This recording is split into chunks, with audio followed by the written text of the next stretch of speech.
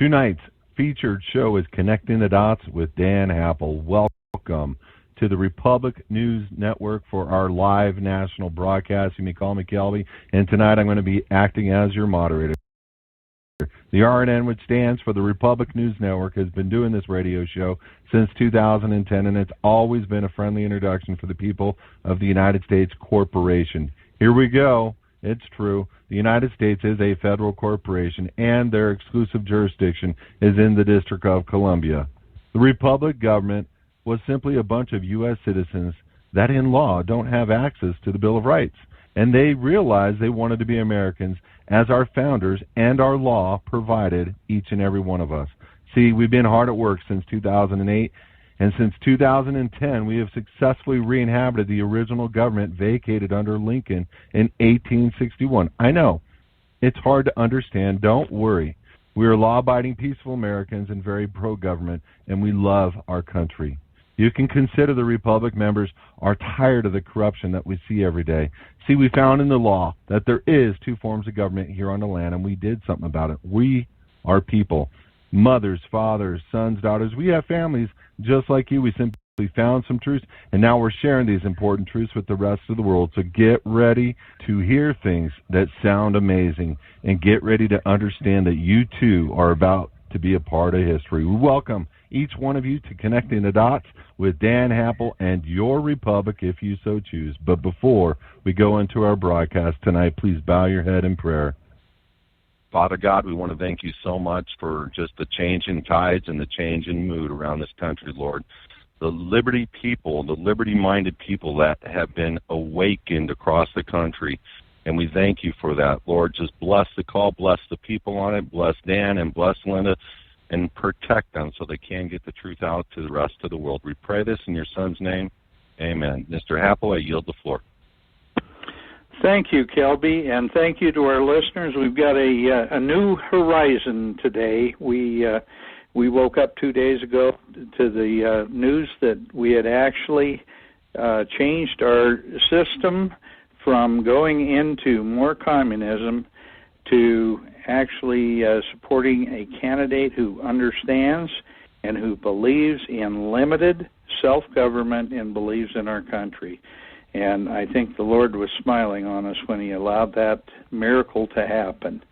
And with that, I want to introduce our guest tonight. Holly Swanson has written several really dynamite books on how the Green Movement is taking over our education system and how the Green Movement has really brought communism. The new green is the old red.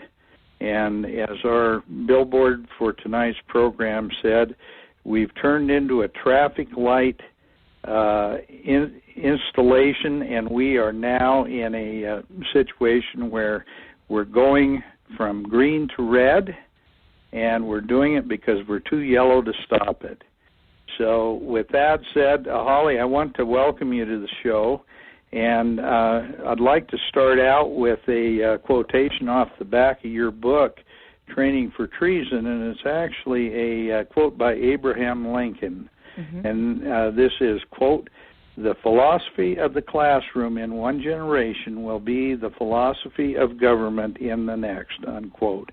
And that was from Abraham Lincoln, and I think that really defines what you're going to be talking about tonight. And I'd like to start out by, first of all, welcoming you to the show, and then secondly, asking you to please kind of give an outline of some of the things that you've discovered in your years in studying the education system in the United States.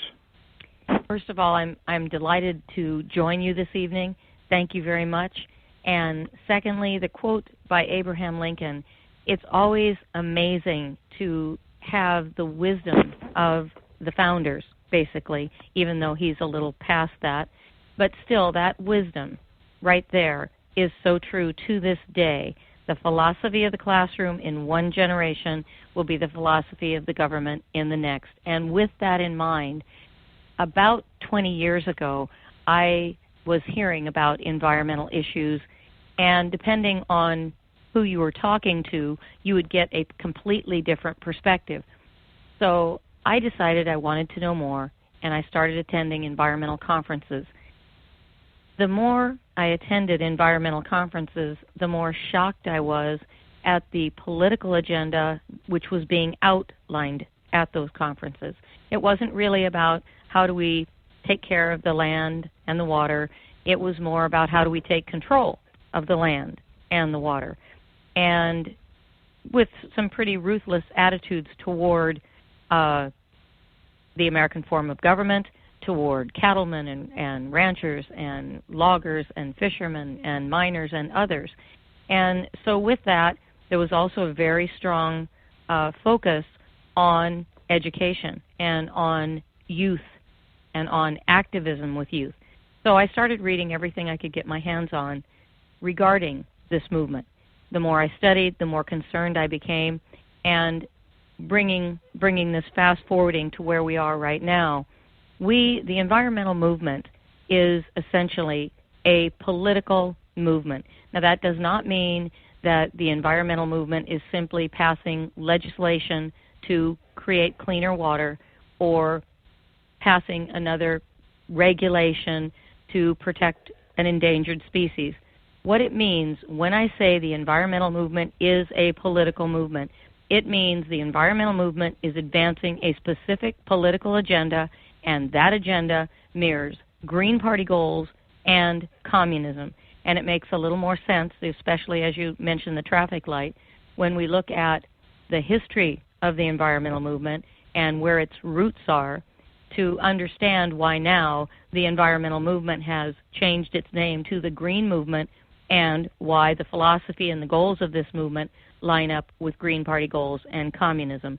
And what we are seeing this movement do, it's been in the process and in the planning stages for decades.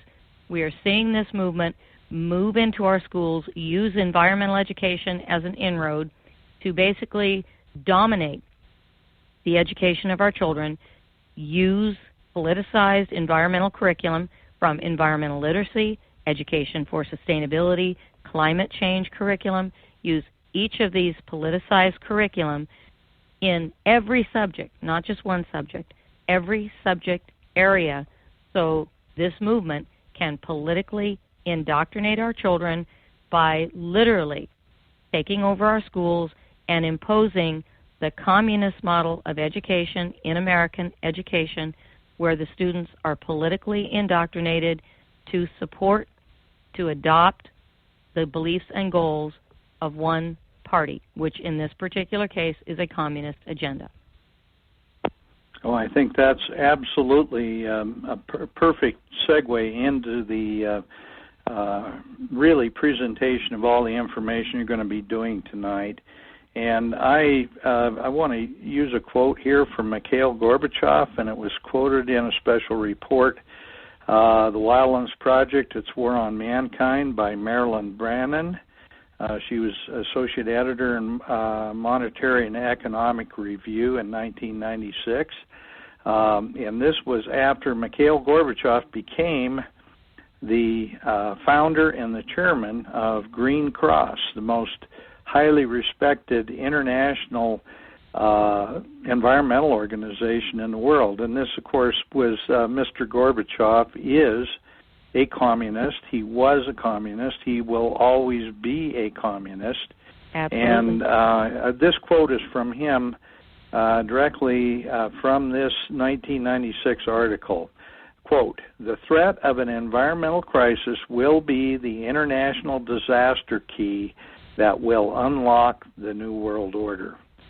Now, we need to understand that this New World Order is based on one thing, and Holly, you certainly understand that, and I'd like you to elaborate a little bit more, but that New World Order is a one-world socialist/Marxist communist state that government controls everything in our lives, including all of our property rights, our education, everything that we do, everything that we see, and controls everything, period.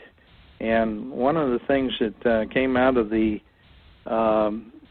environmental movement is the fact that NGOs, and those are non-governmental organizations, are a creation of the United Nations.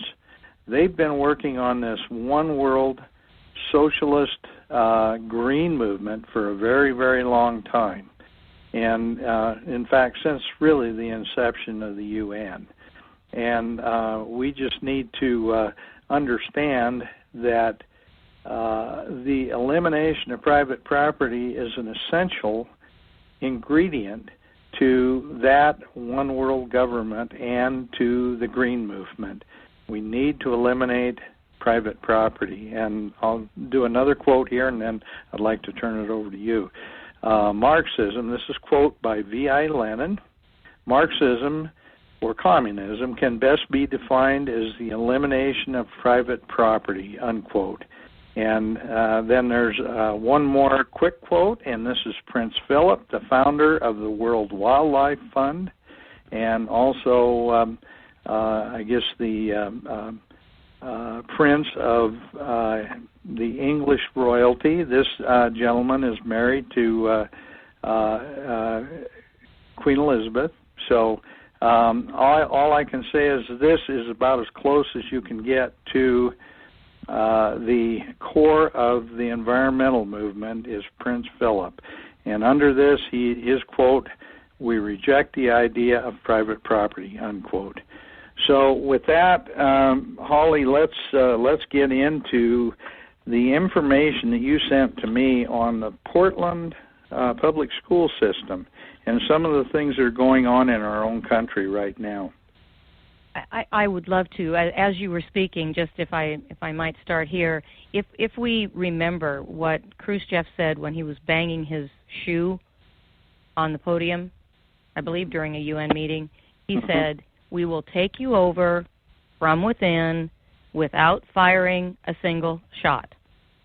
And at the time that he said that, I don't think we realized part of that agenda, part of that plan would be to target our children and to impose a communist model of education.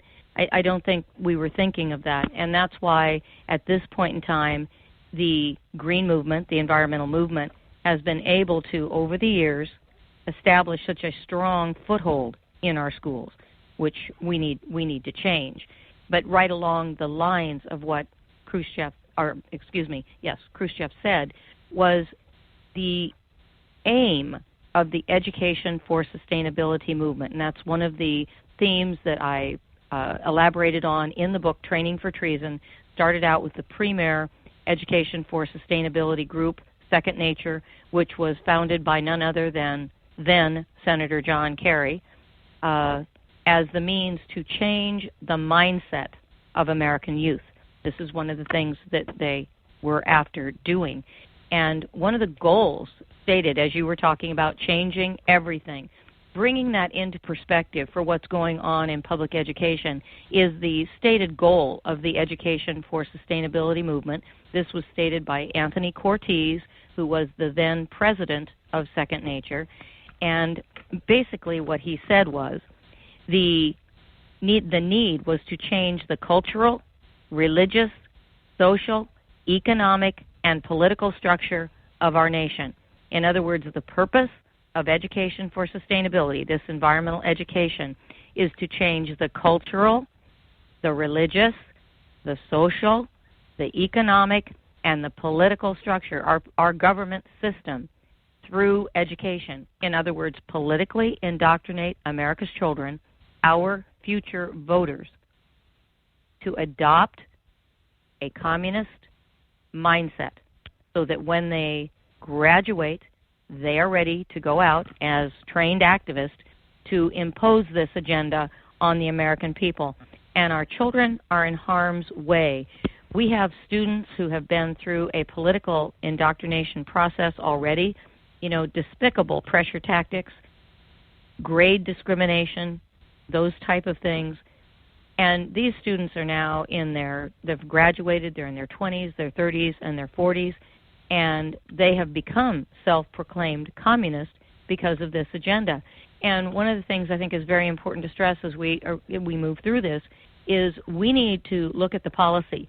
We have bad educational policy. We need to turn that around. We need to undo the political indoctrination programs that are in our schools. We need to expel the environmental movement from our schools, and we need to let these students heal.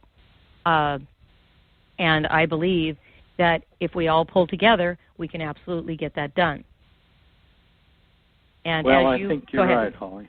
Yeah, no, I think you're absolutely right, and it isn't a matter of taking a change in our curriculum. It really is a matter of expelling a large part of that green curriculum.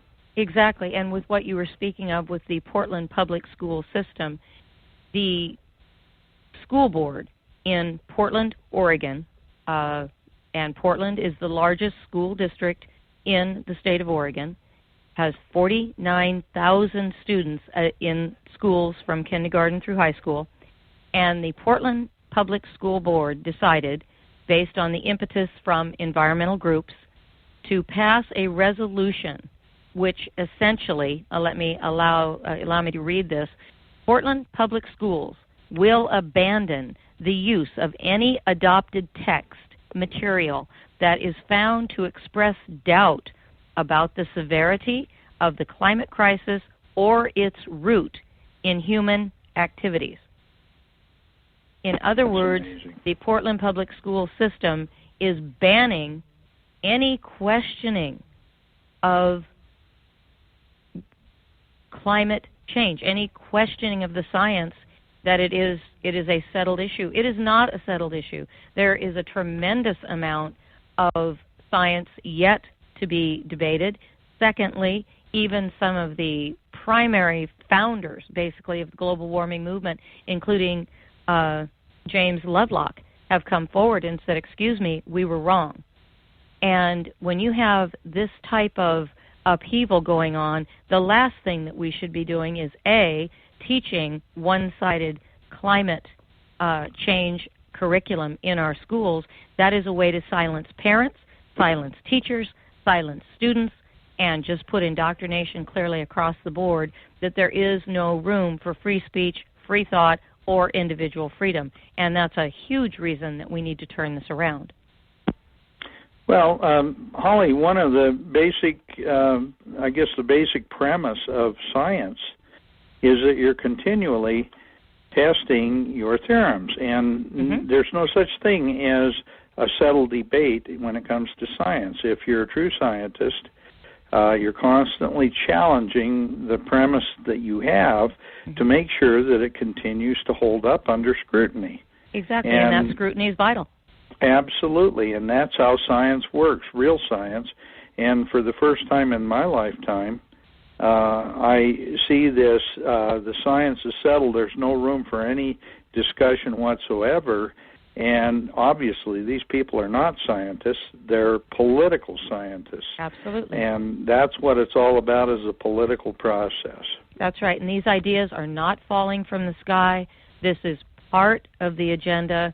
In fact, the Green Party itself, back in 1989, I believe it was, this is in the beginning of training for treason, pointed out that the greenhouse effect and the idea of survival and global warming would be a great tool, basically, to build a social movement around their political agenda, around the Green Party political agenda. And this is what we're seeing. This was laid out as part of the plan in '89, and now what we're seeing in the Portland public schools, and this is occurring in schools across the United States, but this bold move by the Portland public schools banning any free speech or debate whatsoever is clearly political indoctrination. And as you said, science, you keep looking at it and questioning it. You certainly don't teach students to be afraid to speak or afraid to think. I mean, you talk about the thought police. The idea is the students are supposed to be scared into compliance, and the rest of the agenda, which goes along with this resolution, is also political indoctrination to the nth degree. And it is also communism. It's teaching communism in public schools. And it's essential that we all understand this, because the Portland resolution is simply a model which will be imposed nationally unless we, the people, stand up and turn it around, which we can do. Oh, I think you're right. And one thing that we used to pride ourselves on generations ago, but I haven't seen in a long time, is critical thinking. We taught young people to look at all the facts and make decisions based on all the facts, and not try to, let's say, shape the thought process in any particular direction, but do it through a process of decision-making called critical thinking. Mm-hmm. And that was by presenting facts, not presenting a politically biased, emotionally charged curriculum, politicized curriculum, to achieve a political outcome. And that is definitely what we're seeing here. For example, the Portland Public Schools resolution includes teaching an end to the fossil fuel era. Now, that means that the Portland Public Schools are in the business of dictating public policy from the classroom. That's not what our public schools are for. If you're teaching students an end to the fossil fuel era, and you're teaching activism that goes with that, you are controlling, molding, shaping the future vote of those students. In addition, the resolution also includes that all students must see themselves as activists and leaders for social and environmental justice. In other words, become activists and leaders for social justice and environmental justice. Now, that sounds very nice, but if you look into what does that mean, this is a critical point. The definition of social justice, according to the one of the leading national groups in the Education for Sustainability movement, is, paraphrasing it as, social justice is the movement towards eliminating oppression and achieving equality in the distribution of goods and wealth among all groups in society. That particular definition of social justice is the definition of communism. Mm-hmm. It aligns directly with the CIA, the United States Central Intelligence Agency's definition of what communism is, and what the Portland Public Schools and other schools are doing. Portland Public Schools specifically are planning to teach students that they must conform, they must adopt the belief system attached to social justice to achieve it as an environmental goal, to help solve the climate change problem, all these pressures, and basically they need to support a communist agenda in order to address the climate change issue. That's absolutely manipulation of not only our school system, of the teachers, of the students, of the curriculum. It is the environmental movement using environmental education as a tool to politically indoctrinate our children and to get that job done before the American people understand what hit them. And I think that's Holly, why we must move on it. I'm having a lot of problem understanding or believing that our so-called leaders in Washington have fallen for this trap so easily. I mean, it's just astounding to me that they could be stupid enough, or at least wishy-washy enough, to allow something like this to happen in front of their face, but yet it does. It's happened. And to me, it's absolutely astounding that our leadership has been that poor that over the last 60 years we've allowed this to happen to our country. And funded it. And funded it, yeah. Not just stood by and done nothing, but allowed the Education for Sustainability movement to become very directly involved in the U.S. Department of Education, in establishing goals. The Obama administration, there's a quote in the book that says basically, just one second, I will read it. It is on page 39, excuse me for one moment, and it says, we intend to do everything in our power to encourage education for sustainability. This was in a letter to the United Nations Decade on Education for Sustainability meeting that they had, and the Obama administration intended to do everything they could to encourage education for sustainability. And our political leaders have gone forward with this, I believe, because they saw the environment as a easy vote, as a pacifying vote, rather than scrutinizing this curriculum. The Elementary and Secondary Education Act, which was just passed, and now it's called the revised version of that was just passed, and it's called the Every Student Succeeds Act. The Every Student Succeeds Act has elements in it from the No Child Left Inside Act, which includes the kind of curriculum we're talking about under the auspice of teaching environmental literacy. And right along the lines of what you're saying, this was inserted, this No Child Left Inside agenda was inserted into the Every Student Succeeds Act without scrutinizing the curriculum that goes with that. And that is negligence. If you're going to pass a law that says you must teach this in the schools, the curriculum should be reviewed first to see if it is unfair or undue influence on our children. And that's how we've kind of gotten into a putting the cart before the horse situation in education. The environmental movement has presented itself as a nonpartisan movement, which is not true, and these ideas have been presented, and millions upon millions of dollars have been spent to promote this to the American people as well as to our political leaders, and it's gone flying through. And I think that's how it's been turned upside down in Washington, and our leaders have not done their homework. Right in line with what you just said. Yeah, there's no doubt that I do believe that there are some of our leaders that are just that naive. I know that there are a number of our leaders, and you've pointed this out in your books. There are a number of our leaders that know full well what they're doing, and Absolutely. They have been elected under a false pretense, really. But there are also enough people in our country right now that have bought off on this silly nonsense and the socialism that they actually believe this stuff, and they really want to see it happen.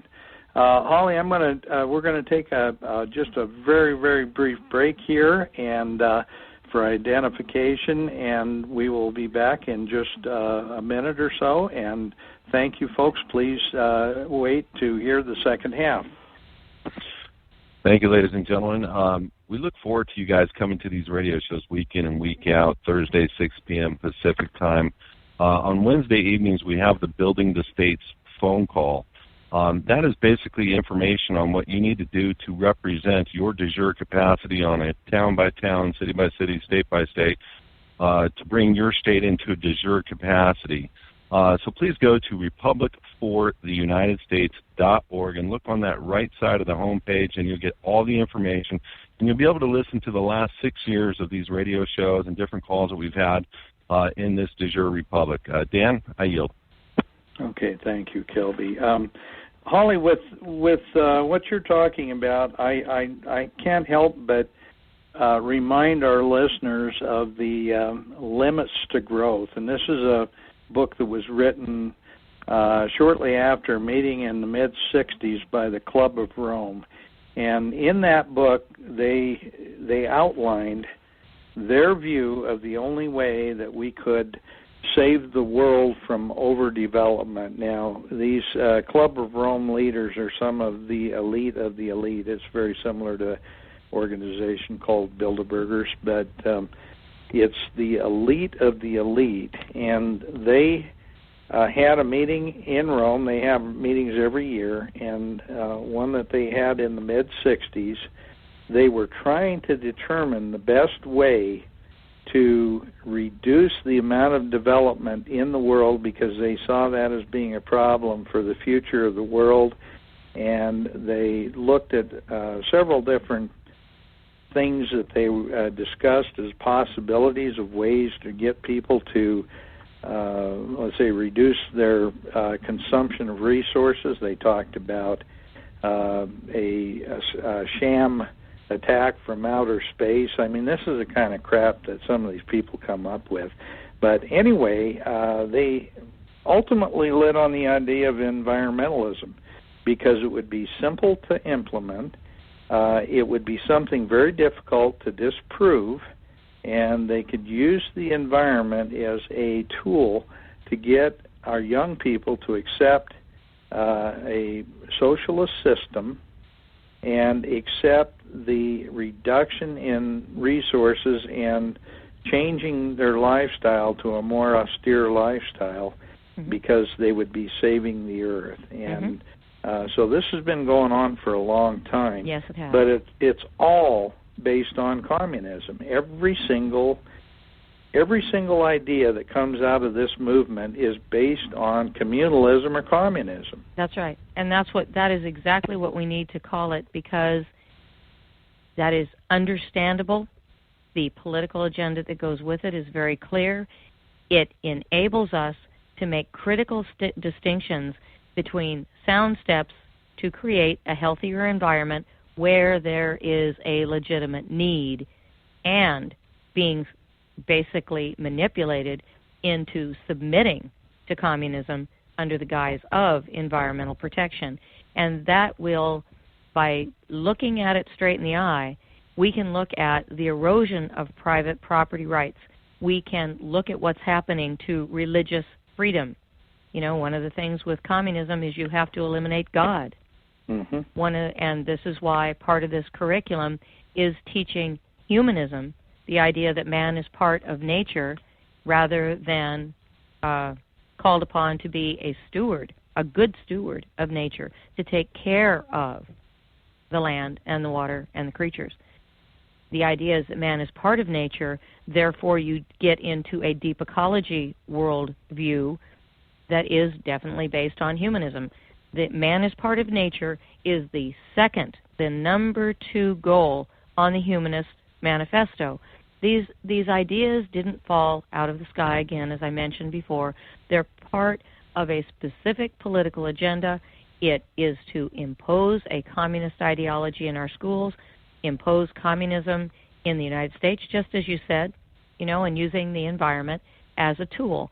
And what this movement has very effectively done with these millions upon millions of dollars is to launch a marketing campaign to condemn everything about the United States and then create over here on the flip side a wonderful, sustainable, perfect world so that people will want to abandon the American founding principles and run over here to this wonderful new society. And this is what they're doing to the kids, is manipulating our children to believe that this is going to be a perfect world, everybody's going to be healthy, everything's going to be fine.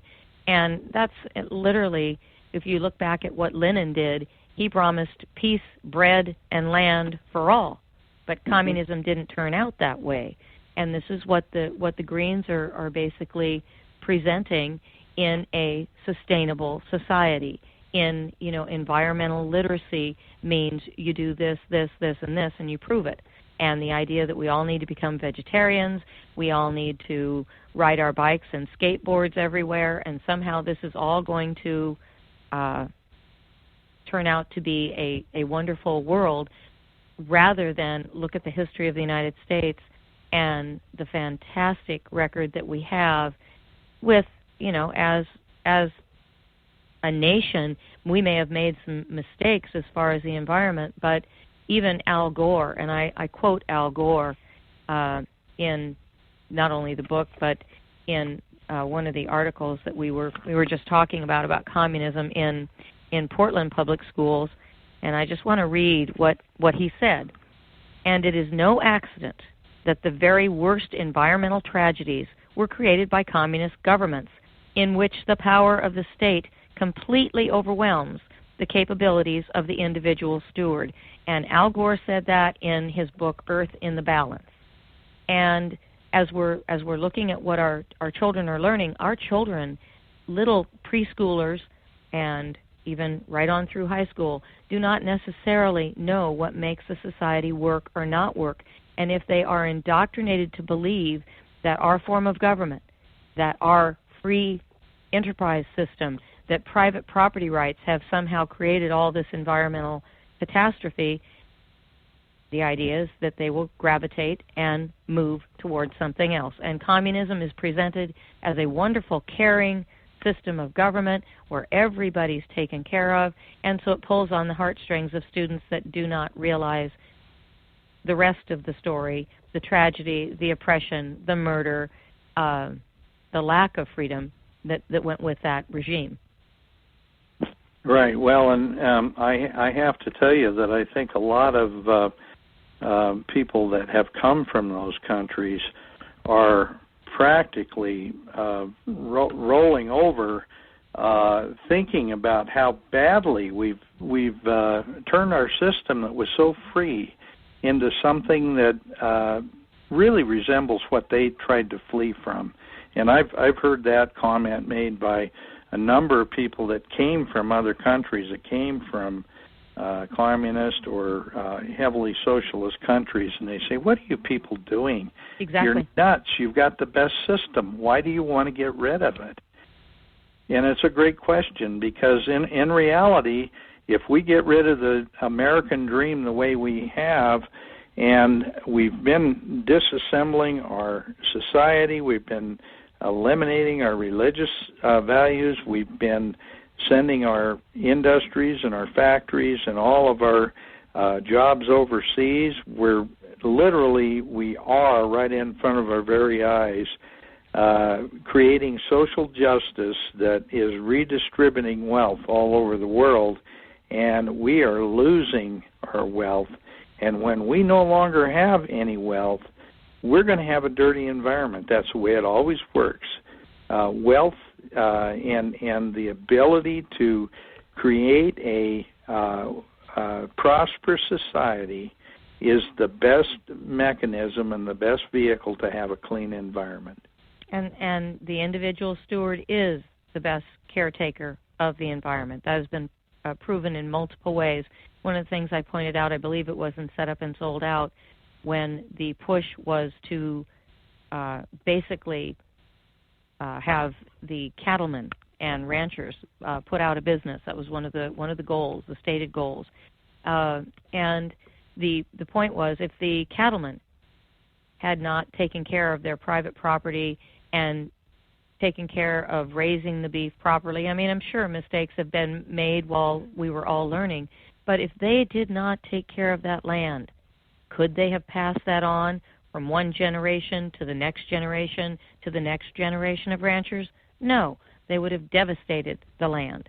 And so the idea that has been sold is the environmental movement has taken worst-case scenarios and magnified them to demonize certain groups of people, and then take the next step, which is to pass the regulations to take more and more control over the land and the people and the water. And as I pointed out earlier, the environmental movement may have started out with the good intent of some of the people, and some of the people still involved to this day, to take care of the land and the water.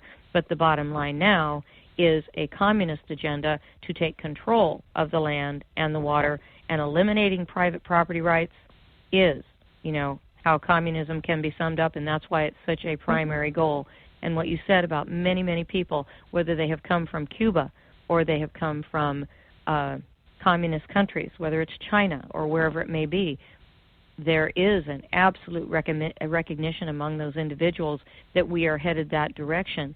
So I think if we learn from history and realize what's happening in our schools, and we tackle that as part of tackling the bigger picture of looking at the environmental movement as a communist front, I think we need to look at it as a communist front.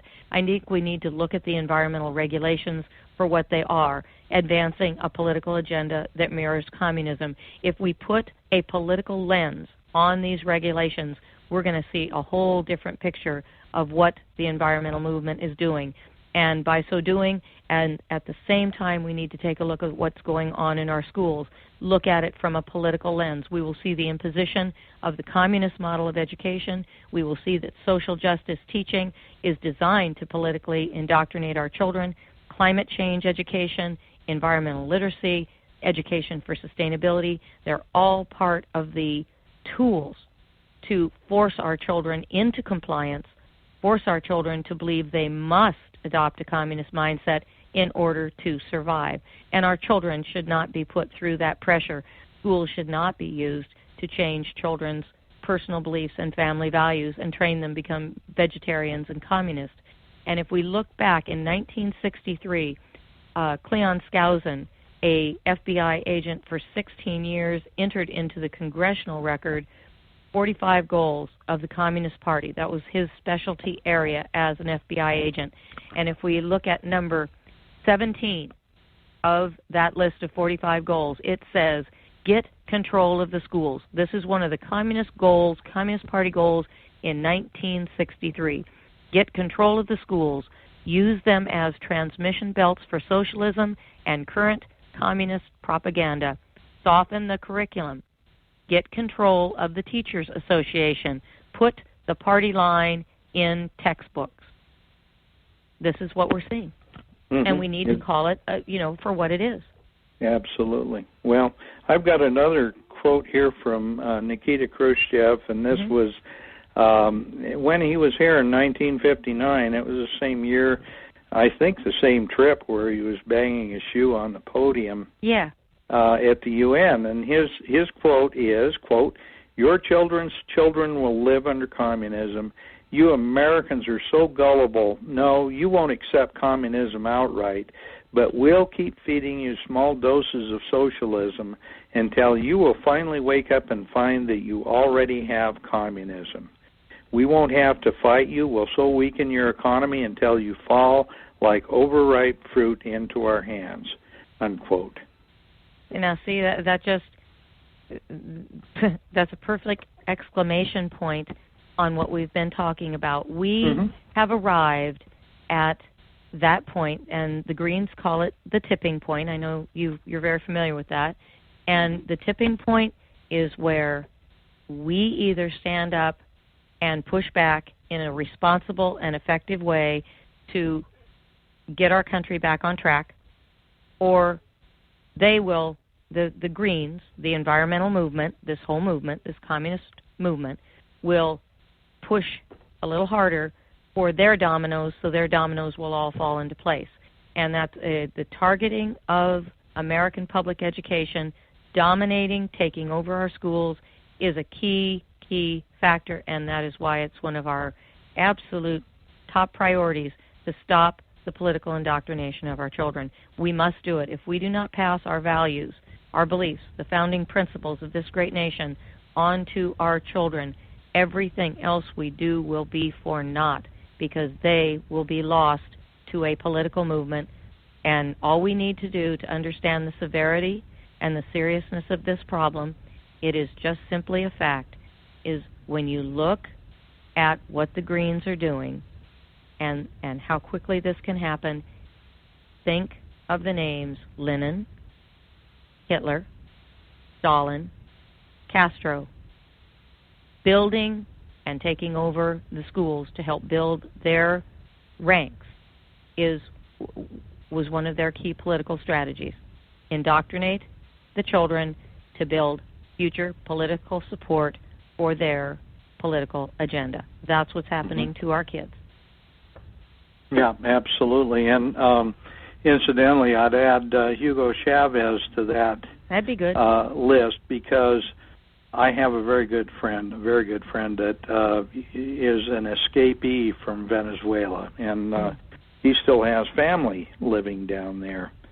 And he cannot believe what has happened to Venezuela over the last 15 years. Well, now, Chavez is gone, but his legacy is still there.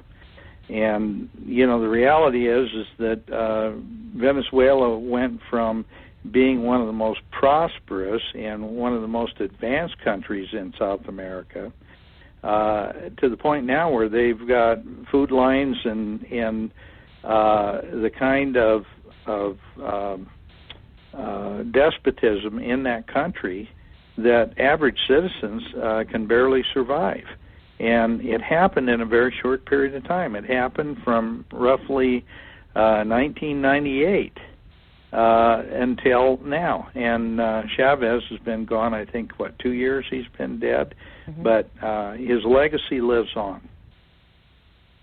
And that's what we're doing to our own country. And I really appreciate your comments about the education system. Incidentally, I have to tell you that I've got a very good friend. He'll probably be listening to this radio show, but he was the adjutant general of the Oregon National Guard. He's a brigadier general, and his wife was a school teacher. And they are really good friends, and he's very conservative, and I know he'll be listening to this. I'd like you to maybe elaborate a little bit on the Portland public school system, because that's where they're from, or at least from that area. Okay. Well, as I mentioned, the Portland public schools passed a resolution. That resolution was all about climate change education, and basically to ban any books or teaching of any material that questioned man-made global warming or the severity of that. So just basically wipe out any question about global warming and teach a one-way political viewpoint that global warming is real and therefore we all need to be activists to turn this around. That was put into place by a group of, I don't know, I think there might have been 30 or so or less environmental organizations that got together, presented a resolution to the school board, and the school board unanimously passed it. Where it is right now is the board plus these groups are working on evaluating the curriculum to eliminate any books or teaching materials that have anything to do with questioning man-made global warming. This is absolutely political indoctrination without a shadow of a doubt. When you add to that this resolution is teaching and wanting all students to be political activists for social justice, and you look at the definition of social justice, which I went over just a little bit ago, but I'd like to read it again. The definition of social justice is achieving equality in the distribution of goods and wealth among all groups in society. So if the Portland Public Schools is teaching this from preschool all the way through high school, then all the students are to be activists for social justice. So that means you're training political leaders to not only believe this from preschool on, depending on what the right lesson would be in preschool, but just teaching this. There's no way these students will graduate without being indoctrinated into going forward in society, in the community, and voting for policies that would achieve social justice as an environmental goal. So you have the school board dictating public policy based on the political viewpoints of the board and the groups which presented the resolution. And this is not only happening just at the Portland Public Schools level.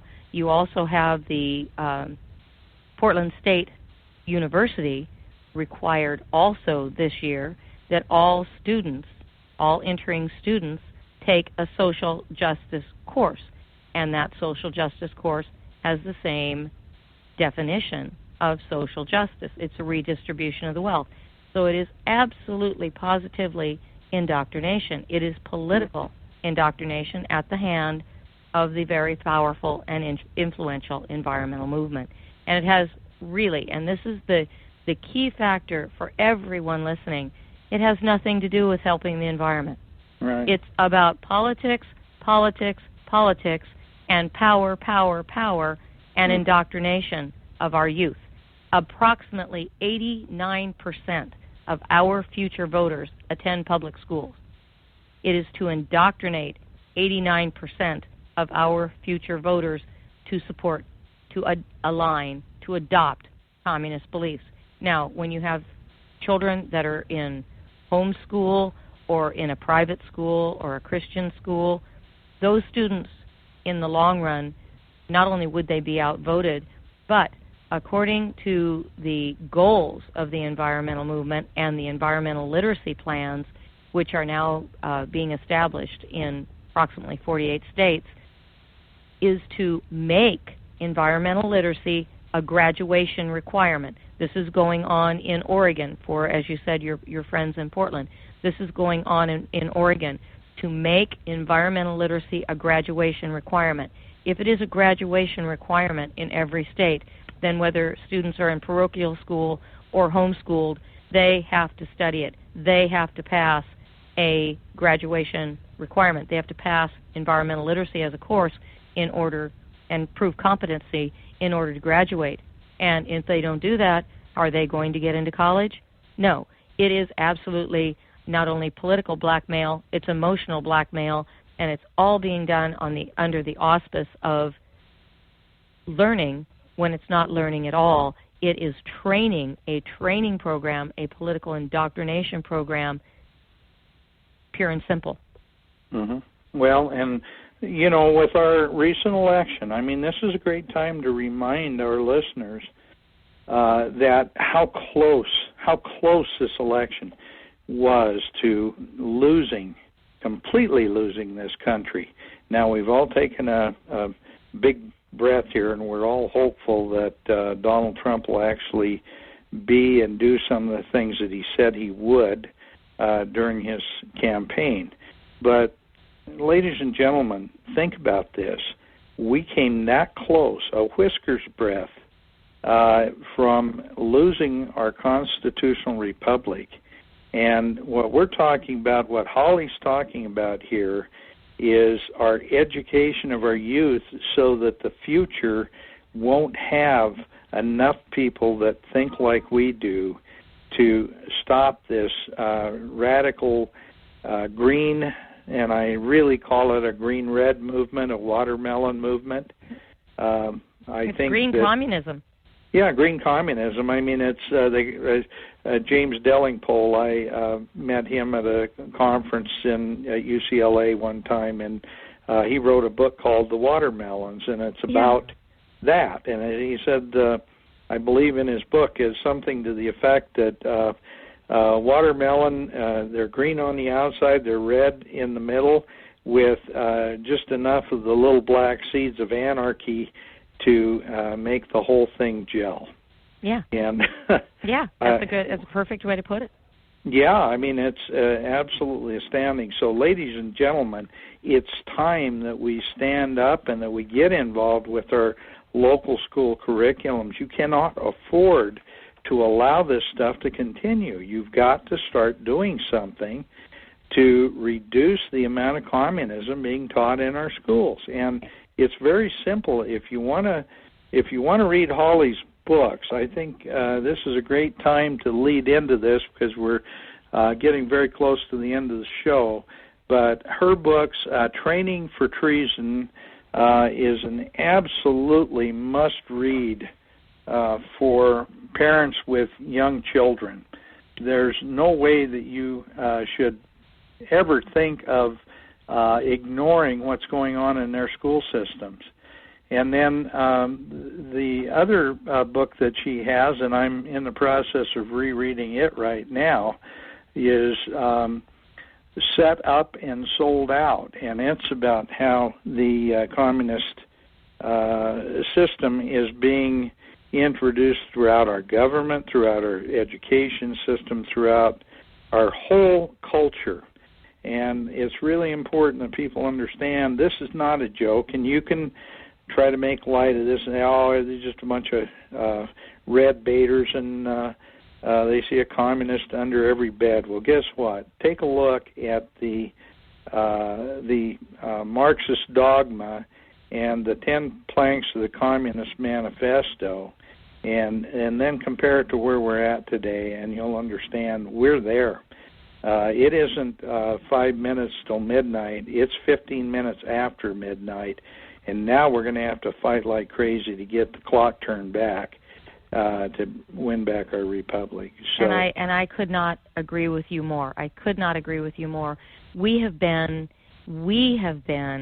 conditioned to believe we should not say communism, and we need to blow past that and realize that's what we're dealing with, and that's what we need to call it. Because when we hold it up again, when we hold up some of the things that are happening in our country and hold up what is happening in education to a litmus test of communism, it is very clear. And you cannot defend your freedom against an enemy you cannot see. Meaning, what is happening with the environmental movement is communism. It is green communism. When you understand that, you're looking at environmental issues from a different standpoint. You're able to make distinctions between politics and pollution. And that's what we need to do. And between political indoctrination and the teaching of an environmental subject or teaching of science, this is completely different. Political indoctrination is political indoctrination. And one of the things that you said that we have learned, and we can learn from this election, is that we the people can still make a difference. And especially if we all pull together on this issue, we can make a tremendous difference for our children, for the future of our nation, and in our own lives. And I would urge every single person listening to help stop the political indoctrination of our children. Our children are in harm's way. This is one of the most important issues of our time, and there are several things that you can do. One, you can email or call and request a We Choose Freedom coalition form. We Choose Freedom is a citizens campaign. We are focused specifically right now on stopping the political indoctrination of our children. We are building a nationwide movement. We can help you address this issue in your school area. Call, get a coalition form, join this movement, lend your voice, help build this movement, share this information with friends and family, get a copy of Training for Treason, and then we go to the next step. Work with us. We will help you address this issue in your school area, in your schools, and we can turn this around, and we absolutely, positively must before it's too late. And that means we need to stop these resolutions and this curriculum from simply being taught in our schools without scrutiny. We need to very responsibly, respectfully address and approach our school boards, but we also literally need to not take no for an answer when it comes to removing these politicized curriculums from our schools. Again, we can do that in a very class act way, but we still have to do it or we'll lose our children. No, that's right. We have to do that. It's not an option. It's an absolute prerogative. And, Holly, I want to thank you for being on the show tonight, and I would ask our listeners to go to the billboard for tonight's program, and it's got a lot of Holly's information on there, on the We Choose Freedom website, and also on how to order your books. And also, I want to mention to our listeners that we will be, I think, Holly, you're going to be coming to the Freedom Force International third annual Congress in Phoenix, coming up on the 2nd, 3rd, and 4th of December. And I have asked Holly to maybe step in and take part of my speaking time at that Congress to really outline why it's so important to take our education system back. So if you're interested, go to freedomforceinternational.org, and on that site you will see the third annual Congress in Phoenix, Arizona, and click on that if you're interested. in attending. It should be a dynamite program. We're going to be taking on the environmental movement, and that's going to be the focus of the Congress, and Holly will be part of that. So if you enjoyed the discussion that she provided today, please consider joining us for that. And with that, Holly, thank you very much for joining us as our guest tonight, and I ask our listeners to please join us again next week for another program of Connecting the Dots. And with that, I'll turn the show over to you, Kelby.